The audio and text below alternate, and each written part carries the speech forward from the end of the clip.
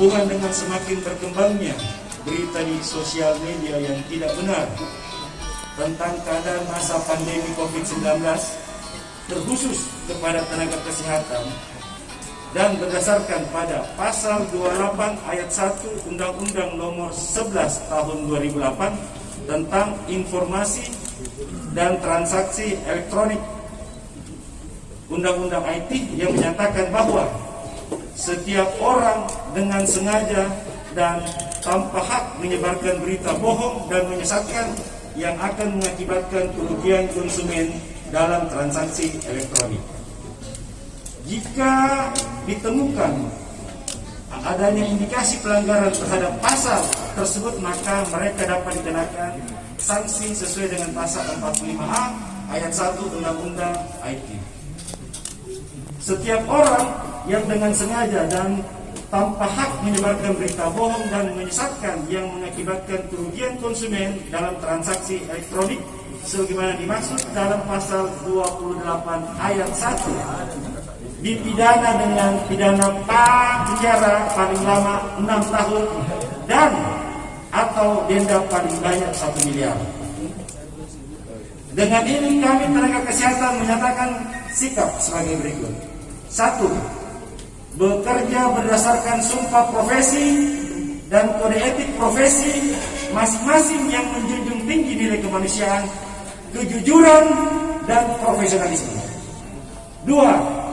Berkomitmen mendukung program pemerintah dalam upaya pencegahan dan pengendalian coronavirus disease atau COVID-19. 3. Segala protokol pelayanan kesehatan dalam penanganan pandemi COVID-19 yang dilakukan oleh tenaga medis telah dilaksanakan berdasarkan aturan pedoman pencegahan dan pengendalian coronavirus disease atau COVID-19 yang dikeluarkan oleh Direktorat Jenderal Pencegahan dan Pengendalian Penyakit Kementerian Kesehatan Republik Indonesia pada bulan Maret tahun 2020.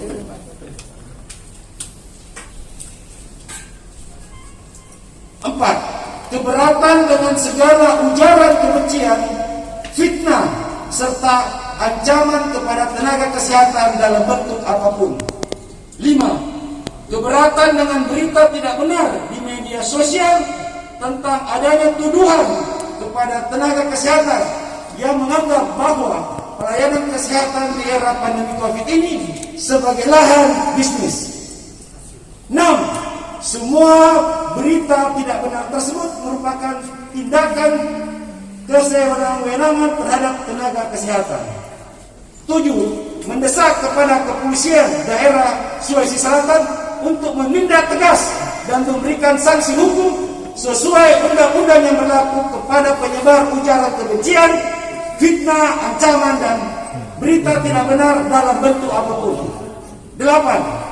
Mendesak pemerintah Provinsi Sulawesi Selatan untuk bertindak tegas dalam menyikapi ujaran kebencian, fitnah, serta ancaman yang ditujukan kepada tenaga kesehatan dalam bentuk apapun.